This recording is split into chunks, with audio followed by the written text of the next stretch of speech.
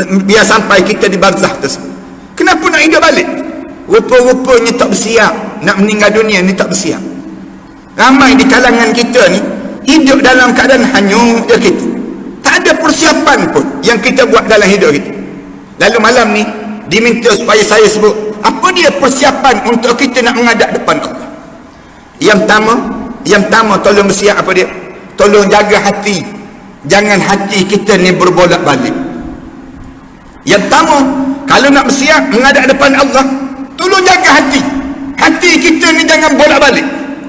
Jangan kita ni sekejap begitu, sekejap begini. Jangan. Biar jadi hati kita ni hati yang tetap. Dalam hidup kita ni hati yang teguh. Dengan apa dia? Dengan Islam. Jangan bagi sampai peringkat sekejap kita yakin dengan Islam, sekejap kita tak yakin dengan Islam. Yang ni yang paling bahaya sekali dalam hidup. Dalam hidup kita ni, kalau tanya pada saya, macam mana nak suruh kita ni ustaz jaga hati kita ni, jangan bagi berbolak-balik hati kita ni? Salah satu baca doa. Doa yang diajar oleh Rasulullah sallallahu alaihi wasallam, yang diajar oleh Allah kepada Rasulullah sallallahu alaihi wasallam. Doa benda yang kena baca sangat dalam hidup kita. Baca doa ni, ya muqallibal qulub sabbit qalbi ala dinika wa ala ta'atika subhanaka inni kuntu minaz zalimin. Ni jangan tinggal dalam hidup itu.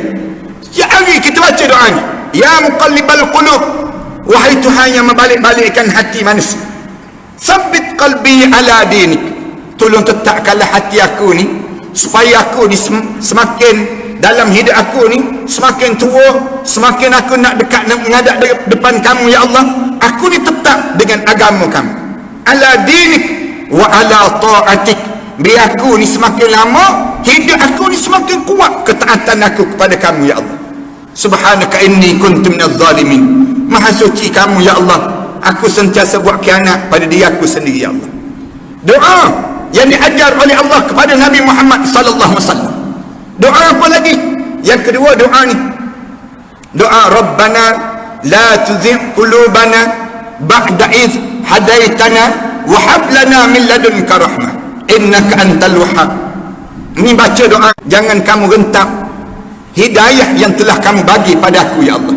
Jangan kamu tarik Rabbana la tuzigh qulubana, kamu tarik hidayah yang telah kamu bagi pada aku ya Allah. Kerana tak semua orang ni dia kekal hidayah dia dalam hidup dia. Ada orang yang semakin dekat nak menghadap depan Allah, tiba-tiba berubah perangai dia menjadi perangai yang buruk. Dalam hadis Rasulullah sallallahu alaihi wasallam, Rasulullah sebut ada orang yang amalan dia dengan syurga ni sejengkal lagi dia nak masuk dalam syurga, dekat dah nak masuk syurga. Tiba-tiba bila dekat nak meninggal dunia, Allah balik hati dia tersebut, balik hati dia, tukar dalam hidup dia ni, sehingga dia tak percaya dengan Islam.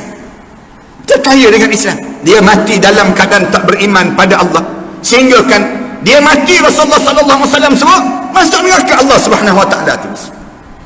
Ada orang yang buat amalan jahat dalam hidup dia, sehingga kan dia dengan neraka tu sejengkal lagi dengan neraka.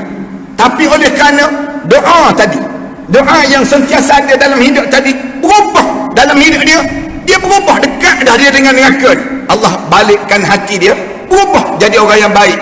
Kemudian Allah kekalkan dia dengan hidayah yang baik tadi. Dia mati dalam keadaan husnul khatimah, lalu dia masuk dalam syurga Allah Subhanahu wa taala. Yang ni yang pertama, tolong jaga hati. Kerana bila dekat nak meninggal dunia, hati yang berfungsi di waktu tersebut. Bila kita dekat nak meninggal dunia je, hati kita ni mula jadi mari perasaan buruk sangka dengan Allah. Dalam hadis Rasulullah sebut demikian. Rasulullah cerita dalam hadis Rasulullah, bila dekat nak mati ni, syaitan bagi tahu pada kita. Dia kata, umur kamu tu baru 63 tahun. Ada orang lain umur 93 tahun tak mati-mati lagi. Ada orang lain tua-tua lagi daripada kamu tak mati-mati lagi. Yang kamu baru umur 93 tahun, baru kamu umur 90, hidup kamu 60 tahun, 70 tahun, takkan kamu nak mati dah? Syaitan pujuk demikian. Kita pun mula jadi buruk sangka. Buruk sangka dengan Allah. Buruk sangka dengan Allah ni satu benda yang paling bahaya dalam hidup. Rasulullah sallallahu alaihi wasallam sebut, man ahabba liqa Allah ahabba Allah liqa'ah, wa man kariha liqa Allah kariha Allah liqa'ah. siapa-siapa yang suka nak berjumpa dengan Allah, Allah suka untuk berjumpa dengan dia. Siapa-siapa yang dekat nak mati, tiba-tiba dia jadi benci untuk nak berjumpa dengan Allah, Allah pun benci untuk berjumpa dengan dia. Sebab tu kena jaga hati. Yang pertama, tolong jaga hati. Pada dia kita demikian. Yang kedua, tolong jaga ibadah kepada Allah Subhanahu Wa Taala. Jaga ibadah dalam hidup kita ni. Bila kita dalam suasana kita sekarang ni, tolong jaga di antara ibadah yang paling kena jaga, jaga solat, jaga semayang. Jangan kita main-main terhadap semayang kita. Jangan ada seorang pun orang sebelah takir ni tertinggal solat. Jangan. Tinggal solat 5 waktu, tolong jaga betul-betul dalam hidup dia. Siapa yang pernah tinggal solat dalam hidup dia, tolong qada solat dia. Qada solat. Walaupun dia tak sempat, tak tahu dah berapa jumlah, qada dan qada. Harap-harapnya walaupun tak sama dengan yang dia tinggal tersebut, mudah-mudahan Allah mengampunkan kesilapan kita yang lalu. Semayang jangan tertinggal. Walaupun 1 rakaat tak padan dengan 1 rakaat yang kita tinggal solat, menyebabkan kita terhumban ke dalam api neraka Allah Subhanahu Wa Taala. Semayang tolong jaga. Manakala yang dah semayang, yang dah jaga dah solat, tolong jadi semakin khusyuk dalam solat masing-masing. Lepas pada kita jawab, Ustaz, saya solat, saya jaga Ustaz, tapi ada satu benda lagi, kita tak jadi semakin khusyuk. Berebut ayah-ayah, ibu-ibu, kalau siapa yang umur 60 tahun ke atas ni, berebut untuk dapatkan sah yang pertama. Mari ke masjid, berebut sah yang pertama. Kemudian semayang tu, biar tengah kita qiyam tu, boleh mengalir air mata. Waktu mana kita rukuk, boleh titik air mata kita ni. Waktu mana kita sujud, boleh basah tempat sujud kita sujud tersebut. Kenapa? Kerana kita takut pada Allah Subhanahu Wa Taala. Jangan sampai kita semayang, tapi semayang kita ni Allah sebut fawailul lil musallin, neraka we bagi kamu orang yang semayang. Kenapa yang semayang jadi demikian? Kita tanya, kenapa jadi demikian? Jawabnya, alladzina hum an salatihim sahun. Dia semayang dalam keadaan cuai. Dalam solat dia tak menjadi khusyuk. Mayang kita kena semakin lama kita solat, semakin kita dekat dengan Allah, semakin kita rasa dalam hidup kita demikian. Yang kedua ni, dalam ibadah, yang pertama dalam ibadah ni apa dia? Jaga solat. Solat mesti jaga sungguh-sungguh, jangan main-main. Kalau dah kita jaga dah solat fardu dah jaga dah, khusyuk dah ada dah, tambah satu lagi, bangun tahajud malam. Bangun ayah-ayah, ibu-ibu, jangan tak bangun tahajud malam. Tiap-tiap malam kita tahajud walaupun 2 rakaat. Semayang 2 rakaat dalam diri kita ni. Jangan malah dah kita bangun tahajud. Bangun tahajud yang terbaik, buat macam Rasulullah sallallahu alaihi wasallam buat. Rasulullah tidur, kemudian lepas isyak Rasulullah tidur, kemudian lepas pada tersebut Rasulullah bangun balik. Bangun pukul 3, pukul 4 Rasulullah bangun, kemudian Rasulullah tidur balik. Kemudian Rasulullah bangun balik untuk salat subuh di waktu mana Rasulullah sallallahu alaihi wasallam hidup. Demikianlah ya Rasulullah lakukan. Tapi ada orang kita ni kata, Ustaz, saya ni kalau saya tidur, saya bangun, saya tidur balik, saya tak bangun-bangun dah. Ada orang kita jawab demikian, saya tak boleh Ustaz, saya kena bangun dekat-dekat dengan subuh. Boleh, tak jadi masalah. Dekat dengan subuh bangun. Pada dia kita demikian, bangun dekat dengan subuh, semayang sunat. Ayah-ayah, ibu-ibu, di waktu mana begini ni, sebelum subuh tu berebut, mari ke masjid, mari duduk di masjid, baca Quran. Yang saya nak sebut sikit lagi, nak sebutnya baca Quran sebelum subuh, baca Quran dah. Lepas pada kita, lepas tu waktu mana baca Quran, semayang dah, kemudian subuh. Lepas subuh jangan cepat nak balik, duduk dulu sampai matahari naik segalah dulu, barulah di waktu tersebut kita semayang sunat 2 rakaat waktu semayang sunat isyraq, kemudian semayang sunat duha, barulah kita balik ke rumah kita. Tiap-tiap hari demikian dalam hidup kita. Semayang jangan tinggal dalam hidup kita. Kalau tak boleh juga, sebelum subuh pun kita tak boleh bangun juga. Ada di kalangan kita, dia sebut, Ustaz, saya sebelum subuh pun tak boleh bangun, lepas pada sebelum subuh saya tak boleh bangun juga.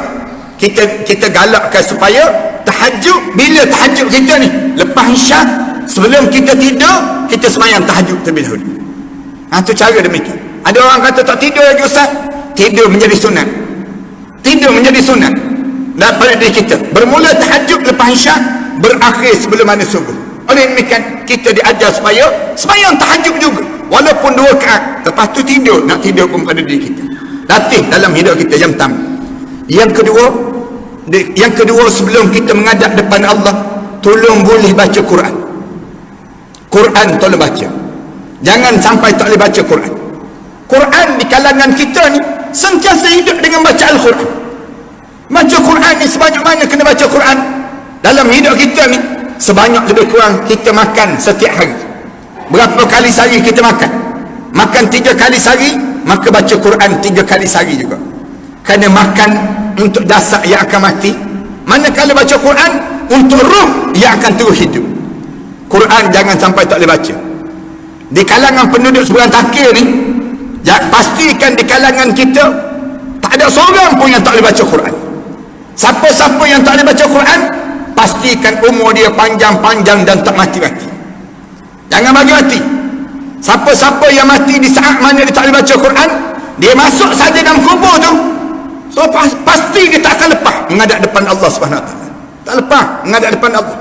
Tak percaya, cuma try mati, tak percaya. Di saat mana kita tak boleh baca Quran. Baca Quran kena boleh pada diri kita. Cari orang tumpang ilmu untuk baca Quran. Jumpa dengan ustaz-ustaz, jumpa dengan ustazah-ustazah, belajar, saya nak baca Quran. Kalau kita tak boleh baca Quran, kita kena menangis sekarang. Kena menangis sekarang. Mari dekat masjid ni, kemudian kita duduk dekat masjid ni, dekat tiang-tiang tu, kita menangis tak esak-esak. Sebut pada Allah. Jalankan jari kita atas tulisan Quran. Sebut ada Allah. Tak boleh baca, ya Allah, tak boleh baca. WhatsApp boleh baca, ya Allah, WhatsApp. Quran tak boleh baca, ya Allah. Biar kita menangis sekarang. Jangan sampai kita menangis dalam kubur. Waktu mana kita menghadap depan Allah, tiba-tiba kita tak boleh baca Al-Quran kali. Ini yang kedua dalam ibadah kita pada Allah. Yang ketiga dalam ibadah kita pada Allah, apa dia? Yang besar dalam hidup kita ni, sebelum kita meninggal dunia, tolong alihkan semua harta-harta yang kita ada sekarang ni ke akhirat Allah sebelum kita masuk dalam kubur seorang-seorang. Ni saya nak sebut banyak kali ni. Di mana-mana pun saya sebut demikian. Jangan simpan untuk dunia.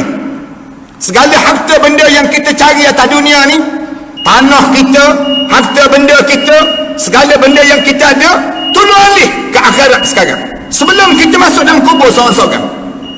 Jangan ada di kalangan kita, bila dia cari-cari harta, bila dia cari-cari harta sampai hujung nyawa, dia masuk kubur seorang-seorang, dia tertinggal harta di atas dunia. Yang ni silap dalam hidup di kalangan kita. Ramai dah orang kita begitu, cari-cari harta sampai hujung nyawa, dia mati masuk kubur seorang-seorang, harta benda dia tertinggal di atas dunia. Padahal sepatutnya sebelum kita pergi ke akhirat, harta kita ni kita alih semua terus ke akhirat Allah sebelum kita masuk dalam kubur. Belum kita masuk dalam kubur ni, kita dah alih dah. Macam orang pergi Mekah. Bila dia pergi Mekah, dia beli barang-barang yang dia beli tersebut dah banyak, dah barang-barang dia pun nak buat benda, dia akan push ke Malaysia terlebih dahulu.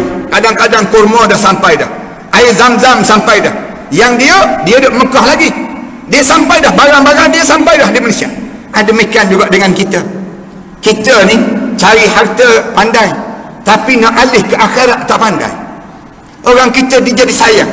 Orang tanya dia, cari harta untuk benda, dia jawab, cari harta untuk bekalan hari tua, Ustaz. Siapa yang ajar? KLBSP, Ustaz. KLBSP ajar supaya simpan untuk bekalan hari tua. Dia sebut demikian. Siapa yang ajar demikian? Rasulullah ajar cari harta untuk dapatkan syurga. Macam mana kita nak dapatkan syurga? Wakaf, derma, infak.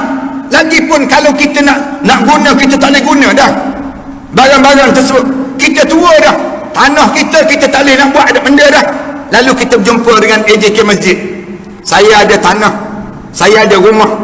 Bila saya meninggal dunia, tanah saya ni saya nak wakaf untuk masjid. Itu satu cara. Ataupun kita panggil anak-anak kita, kita bagi tahu terus, ni tanah ni untuk bahagian kamu, yang ni bahagian kamu. Manakala rumah ni bahagian aku, dan mak kamu. Kita sebut pada anak-anak kita, jangan berebut, jangan siapa ambil rumah ni. Kalau meninggal dunia, rumah ni jadi wakaf untuk masjid. Pergi jumpa dengan AJK masjid, bagi tahu pada AJK masjid, saya nak wakaf tanah rumah saya tu pada masjid. Bila saya meninggal dunia, orang rumah saya meninggal dunia, rumah saya tu jadi wakaf untuk masjid. Jadi masjid boleh guna, nak gunakan untuk kepentingan kerja-kerja Islam yang banyak. Bila kita masuk dalam kubur, kita jumpa balik rumah yang telah kita wakafkan tadi. Tak percaya, cuba try mati sekali lagi. Jumpa ke tak jumpa? Nak sebutnya gambaran pada diri kita harta benda dalam diri kita ni sendiri. Ni persiapan yang perlu ada. Siapkan wasiat. Rasulullah sallallahu alaihi wasallam suruh wasiat terus. Awal-awal pada diri kita dipanggil demikian. Ini amalan yang kedua yang perlu kita jaga. Yang ketiga yang besar lagi yang kita kena jaga, yang disebut dengan jaga akhlak, jaga perangai kita ni. Biar semakin tua semakin soleh, semakin tua semakin nampak tanda-tanda ahli syurga pada jasad kita. Ni mesti orang nampak. Tengok kita ni, bila kita berjalan je orang tahu ni ahli syurga, ni ahli syurga yang sedang bergerak. Biar jadi demikian dalam hidup kita. Perangai kita ni jaga perangai dia terhadap siapa dia? Untuk diri kita sendiri. Yang pertama, jaga diri kita sentiasa bersiwak, bersugi. Bila kita hidup ni, pastikan gigi kita ni sentiasa disugi. Ini sebut dalam kitab demikian. Gigi kita ni sebaik-baiknya kita ni bersugi. Kenapa? Senang nak mengucap dua kalimah syahadah demikian. Jaga pada dasar kita biar wangi sama dalam tubuh badan kita. Setiap kali mana kita datang ke masjid, pakai minyak atar, pakai minyak wangi. Tubuh badan kita ni, orang bau tubuh badan kita, orang bau ahli syurga Allah Subhanahu wa taala. Ini cara demikian untuk jasad. Tolong jaga perangai kita pada jasad kita, sehingga kan badan kita kemat, tubuh badan kita ni dalam keadaan bersih. Orang nampak pakaian kita pun pakaian warna-warna ahli syurga Allah Subhanahu wa taala. Tiap kali mana kita ni, kita bergerak, kita berjalan, semua nampak tanda-tanda ahli syurga yang sedang ada pada jasad kita. Yang pertama. Yang kedua, tolong jaga perangai kita dengan mak ayah kita. Tolong jaga perangai kita dengan mak ayah kita. Ramai dah di kalangan kita yang mati di saat mana mak ayah dia terasa hati dengan dia. Terutama bagi orang lelaki. Orang lelaki tolong jaga perangai dia dengan mak ayah dia. Tambah-tambah dia tua, mak ayah dia pun tua juga. Ni kena jaga betul-betul. Ramai mana ada orang lelaki ni dalam hidup dia, bila semakin tua dalam hidup dia, dia tak jaga dah mak ayah dia. Dia biar pada orang lain. Tak betul dalam hidup demikian. Kita ni semakin kita berusia dalam hidup kita, semakin kita sibuk nak jaga mak ayah kita. Mak ayah kita ni jangan sampai terasa hati dengan kita. Ambil mak ayah kita, duduk dengan kita. Jangan kita duduk jauh dengan mak ayah pula, jangan. Manakala mak ayah kita, mak kita, ayah kita, mak mertua kita dan ayah mertua kita, sama je kita kena jaga dalam hidup ni. Kena jaga, dipanggil demikian. Jangan sampai di kalangan kita, bila kita berusia, mula kita sibuk jaga isteri kita dan jaga anak-anak kita. Kita tak peduli terhadap mak ayah kita. Ramai orang kita ni, dia jadi gitu dalam hidup ni. Bila dia dah berkeluarga, dia sibuk nak jaga isteri dia, sibuk nak jaga anak-anak dia. Manakala mak ayah dia tak sibuk nak jaga. Ni yang bahaya ni. Ramai di kalangan kita mati di saat mana mak ayah dia terasa hati dengan dia. Jangan begitu. Kita hanya sibuk nak jaga hati isteri, sehingga kita terlupa nak jaga mak ayah kita.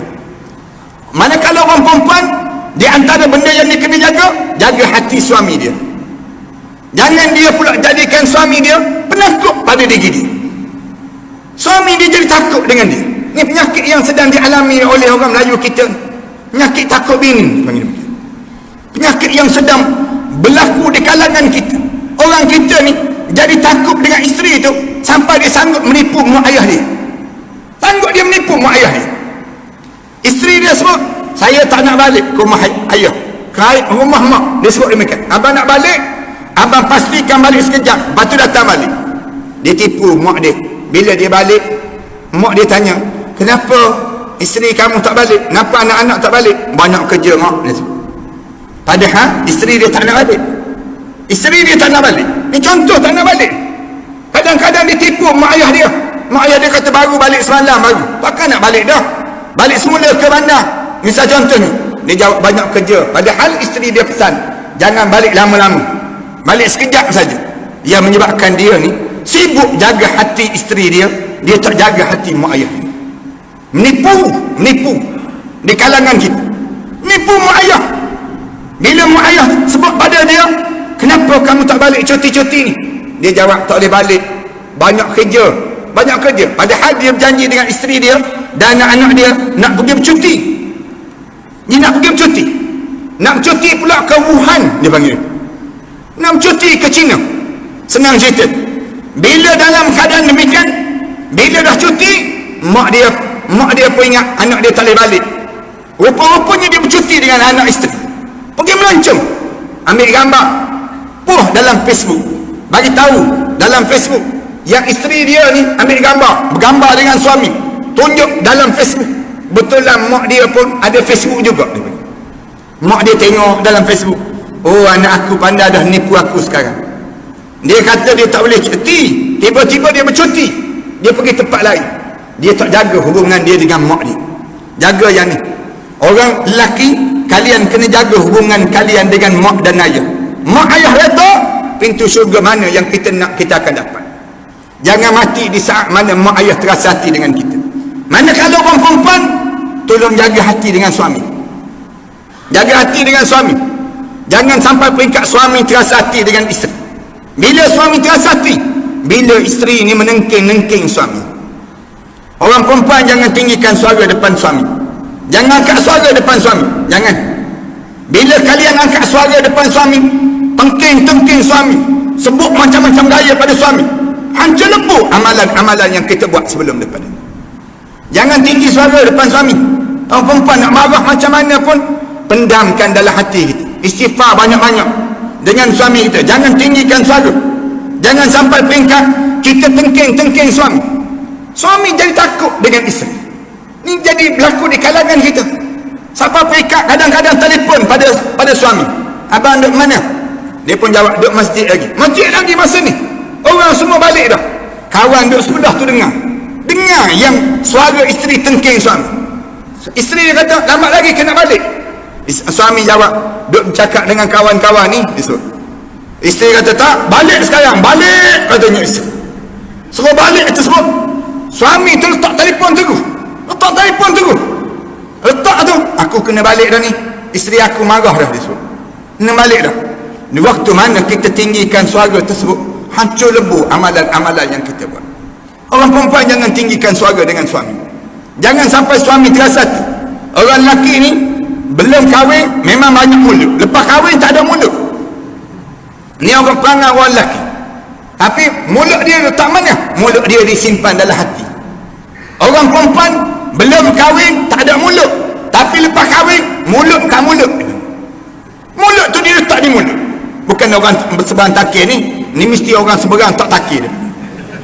Nak sebut aja, jaga mulut kita ni, jaga akhlak kita. Jangan sampai peringkat kita ni, bila kita tak jaga akhlak, menyebabkan nak mati susah terus pada diri kita. Bila dekat nak mati tu, mula mari dosa-dosa yang kita buat ni dalam hidup kita ni mengganggu saat mana kita nak menghadap depan Allah. Lebih-lebih lagi bila kita menghadap di hadapan Allah Subhanahu Wa Taala. Dalam masa yang sama, tolong jaga perangai kita dengan jiran-jiran kita. Hamba tengok rumah-rumah ni dekat-dekat ni, tolong jaga rumah-rumah ni. Berjiran dengan jiran-jiran kita kena jaga. Jangan menyusah jiran-jiran kita, kerana kita jadi susah jiran. Jangan sampai peringkat jiran-jiran baca doa, lambat lagi ke dia nak mati. Jangan sampai peringkat demikian. Biar jiran-jiran ni rasa seronok dengan kita berjiran. Jangan balah dengan jiran. Jangan baik dengan jiran kita. Ramai di kalangan kita, dia meninggal dunia dengan perangai huduh dia dengan jiran dia. Jangan demikian. Kita dengan jiran kena jaga betul-betul. Rasulullah sallallahu alaihi wasallam dipesan oleh malaikat Jibril berulang kali, jaga perangai kamu dengan jiran. Kerana dengan jiran ni menyebabkan kamu selamat masuk dalam syurga Allah, dan dengan jiran juga menyebabkan kamu terhumban ke dalam api neraka Allah. Jangan ambil tanah jiran, jangan buat pagar dalam tanah dia, jangan ambil tanah walaupun sejengkal. Rasulullah dah pesan dah, siapa-siapa yang ambil tanah orang tanah orang ni sejengkal, Allah akan balut di tengkuk dia 7 petala bumi di padang mahsyar Allah Subhanahu Wa Taala. Tak padannya kita buat demikian. Dalam hidup kita, jangan berkelahi dengan jiran tetangga kita. Manakala dalam masa yang sama, di saat mana kita nak menghadap depan Allah, tolong hadir ke majlis-majlis ilmu biar banyak, sehingga kan sewaktu mana kita menghadap depan Allah, tiba-tiba kita dah menghadap depan Allah, pahala-pahala majlis ilmu ni sentiasa sampai dalam hidup kita ni sendiri. Saya rasa sekadar inilah, mudah-mudahan sejam saya bercakap ini dia akan bawa manfaat dalam hidup kita, persiapan menjelang kematian dalam diri kita ni. Mudah-mudahan semua di kalangan yang hadir kita pada malam ini di kalangan ahli syurga Allah Subhanahu Wa Taala. Mudah-mudahan kita dipanjangkan umur di sisi Allah dan masuk di kalangan orang-orang yang hidup yastami'unal qaul fayattabi'una ahsana. Orang yang sentiasa mendengar kata-kata yang baik, dan kita ni semakin yang mengikut amalan-amalan yang baik dalam kehidupan kita ni sendiri. Tambah kita dalam tempoh PKP begini, kita tidak dibenarkan panjang sangat masa kitanya. Jadi kita cukuplah sejam dah saya bercakap ni. Mudah-mudahan sejam ini membawa manfaat sikit dalam hidup kita, dalam kita melayari saat-saat penghujung tahun dalam kalender Islam ini, sehingga kan kita masuk dalam tahun baru nanti di antara masa yang terbaik, dan kita semakin membaiki diri kita menjadi semakin terbaik dan terbaik di sisi Allah Subhanahu Wa Taala. Terima kasih di atas jemputan yang baik ini. Aku qouli hadza astaghfirullah li wa lakum. Wassalamualaikum warahmatullahi taala wabarakatuh. Tuan-tuan, sebelum kita berdoa ni, suka saya nak sebut kat luar nanti ada 2 kitab yang penting kalau tuan-tuan boleh dapat lah. Yang pertama, kitab saya karang, kitab persiapan menjelang kematian. Ini tajuk malam ni lah. Saya karang beberapa bab dalam tajuk kitab ni, untuk bila dekat nak mati kita nak buat apa dia. Dalam kitab ni ada satu doa yang penting sangat, doa yang Rasulullah ajar pada Abu Hurairah. Katanya Rasulullah, dia sebut pada Abu Hurairah, Abu Hurairah, nak tak kalau sekiranya aku ajar satu doa pada kamu, dekat kamu nak mati kamu baca doa ni. Doa apa dia? Katanya Abu Hurairah. Lalu Rasulullah ajar doa ni, bila kamu baca, kamu meninggal dunia, Allah haramkan jenazah kamu dihumban ke dalam api neraka Allah, dan Allah masukkan kamu dalam syurga Allah Subhanahu Wa Taala. Abu Hurairah sebut apa dia Rasulullah? Rasulullah ajar doa ni, kemudian dibaca oleh Abu Hurairah. Abu Hurairah ajar sahabat-sahabat yang lain, sampailah pada guru saya waktu mana saya belajar di Universiti Al-Azhar dahulu. Dia ajar baca doa ni, kami pun ikut. Bila kami ikut doa ni, kemudian hujung tu dia sebut, aku ijazahkanlah doa ini pada kamu sekalian. Kami pun jawab, kami terimalah doa ini. Malam ni saya nak baca juga doa ni. Jemaah-jemaah pakai ikut doa yang saya baca ni. Hujung nanti jemaah-jemaah sebut, saya ijazahkanlah doa ini. Lalu jemaah-jemaah jawab, kami terimalah doa ini. Boleh Mudah-mudahan kita ni termasuk di kalangan orang yang didoakan oleh Rasulullah sallallahu alaihi wasallam sama, insya-Allah. Saya baca, jemaah ikut La ilaha illallah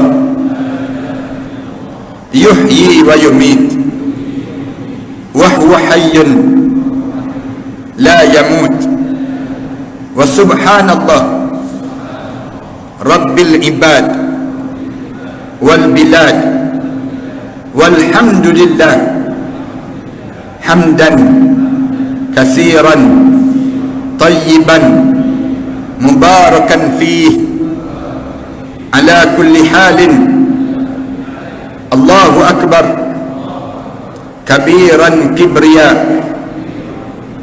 Rabbina wa jalalatuhu wa qudratuhu bikulli makanin Allahumma in kunta amradtani litaqbida ruhi fi awwali maradi hadha faj'al ruhi fi arwahi man sabaqat lahum minkal husna wa ba'idni minan nar kama ba'adta awliya'aka alladhina sabaqat lahum minkal husna. Amin ya rabbal alamin.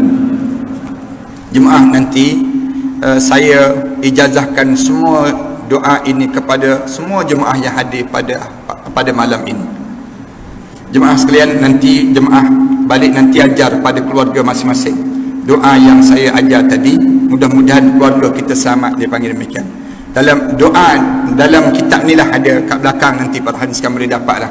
Yang kedua, dalam tempoh PKP baru ni saya karang kitab ni, bagaimana untuk jadikan kematian kita husnul khatimah. Jadikan kematian kita husnul khatimah. Dalam kitab ni juga saya karang beberapa waktu mana kita dekat nak meninggal dunia tersebut, kita sebut pada anak-anak kita, wahai anakku, inilah permintaan terakhirku. Kita sebut demikian. Tuan-tuan balik baca je, rakam balik kata-kata ni, hantar pada anak-anak kita. Tulisan yang saya telah tulis ni, tuan-tuan hantar pada keluarga kita. Saya karang kitab ni saat dipanggil menghadap. Saya karang kitab ni, kitab hebatnya surah Al-Ahzab. Saya karang juga kitab ni, Syurga Ganjaran Terindah. Syurga Ganjaran Terindah ni di antara kitab yang paling saya suka baca. Saya walaupun saya karang, saya baca balik kitab ni. Dan kita baca tu kita rasa nikmat, kita membayangkan suasana dalam syurga Allah. Demikian juga saya karang kitab ni, Ud'uni, doalah kamu semua padaku. Ni di antara doa, saya kumpulkan koleksi doa-doa Rasulullah, doa yang diajar oleh Allah kepada Rasulullah dalam mengikut surah-surah dalam Al-Quran Karim. Ini kita dapatkan doa-doa. Saya karang kitab ni tuan-tuan kerana saya bangunkan ma'had tahfiz. Di belakang saya ni ada lebih kurang 6 buah sekolah tahfiz yang kita bangunkan. Saya ambil anak-anak yatim, orang miskin, kita tanggung mereka belajar menghafal Quran.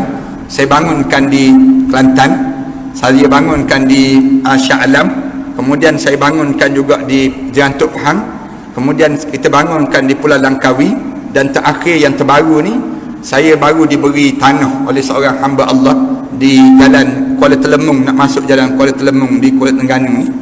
Saya diberi tanah lebih kurang 8 ekar tanah tersebut untuk bangunkan ma'had tahfiz. Saya dah mula ratakan tanah, dan sekarang kita nak buat masjid di kawasan tersebut.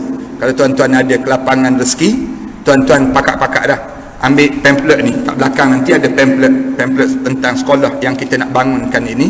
InsyaAllah mudah-mudahan dia akan bawa manfaat untuk diri kita dah. Saya bangunkan juga di selatan Thailand. Selatan Thailand tu asal pelajar ada 22 orang. Sekarang ada lebih kurang 600 lebih pelajar yang menghafal Quran. Anak-anak yatim piatu, mak ayah mereka tersebut ditembak mati. Saya ambil anak-anak tersebut. Macam mana saya nak jaga mereka tu? Saya suruh mereka bela lebah. Lebah tersebut hasilkan madu. Madu tu mereka bangun tahajud malam-malam, mereka berdoa pada Allah, mereka hantar ke Shah Alam. Saya gunakan untuk perubatan Islam. Orang yang kena sihir, saya kata minum air madu. Minum tu muntah, keluar benda yang pelik-pelik tu badan ini sendiri. Orang yang saya pernah kena batu karang, minum air madu tu keluar batu karang tersebut. Alhamdulillah, betul lah dalam hadis Rasulullah sebut, alaikum bil asal, biasakan hidup kamu dengan makan madu, kata Rasulullah. Makan madu ni amalan yang diajar oleh Rasulullah untuk kita buat minum pada diri kita ni sendiri. Di samping tu saya buka pusat rawatan Islam di Shah Alam. Orang yang kena sihir dan sebagainya datang duk mengadu, ustaz malam-malam mimpi air, mimpi budak kecil, mimpi menyusu bayi, kadang-kadang mimpi tidur malam ni bunyi gigi kak. Ni benda apa ni ustaz? Masing-masing tanya demikian. Saya jawab, ini di antara tanda-tanda orang Melayu kita kena saka, dipanggil saka yang sedang terjadi di kalangan kita. Saka ni masalah lah. Orang kita balah suami isteri, kemudian tak boleh dekat dengan di antara satu sama lain. Kena gangguan saka ni masalah. Kena gangguan pusaka tak masalah langsung. Kena gangguan saka ni, orang kita jadi pelik tu badan. Saya ambil minyak zaitun dan habatus sauda, saya bentukkan dalam bentuk lotion begini. Tuan-tuan nak tidur malam, tuan-tuan sapu je. Sapu sikit di sendi-sendi. Jangan banyak sangat. Di peringkat awal ni dia panas. Tanda ada benda tu pada tu badan kita. Lalu kita sapu setiap malam. Lama-lama tak adalah dia keluar. Mudah-mudahan Allah jadikan keselamatan dan kesembuhan pada kita. Adalah kat belakang nanti insya-Allah. Bismillahirrahmanirrahim. Alhamdulillahirabbil alamin. Wassalatu wassalamu ala asyrafil anbiya'i wal mursalin wa ala alihi wa sahbihi ajma'in. Allahumma ighfir dhunubana wa liwalidina warhamhuma kama rabbayna shaghira wa li jami'il muslimina wal muslimat wal mu'minina wal mu'minat al ahya'i minhum wal amwat. Allahumma taqabbal minna salatana wa du'aana wa qiyamana wa ruku'ana wa sujudana وتمم تقصيرنا يا الله إنك أنت التواب الرحيم. اللهم ارحمنا فإنك بنا راحم، ولا تعذبنا فإنك علينا قادر، والتف بنا يا الله إنك أنت اللطيف الخبير. ربنا اجعلنا مقيم الصلاة ومن ذريتنا ربنا وتقبل دعاء. ربنا آتنا في الدنيا حسنة وفي الآخرة حسنة وقنا عذاب النار. صلى الله على محمد وعلى آله وصحبه وسلم. الحمد لله رب العالمين.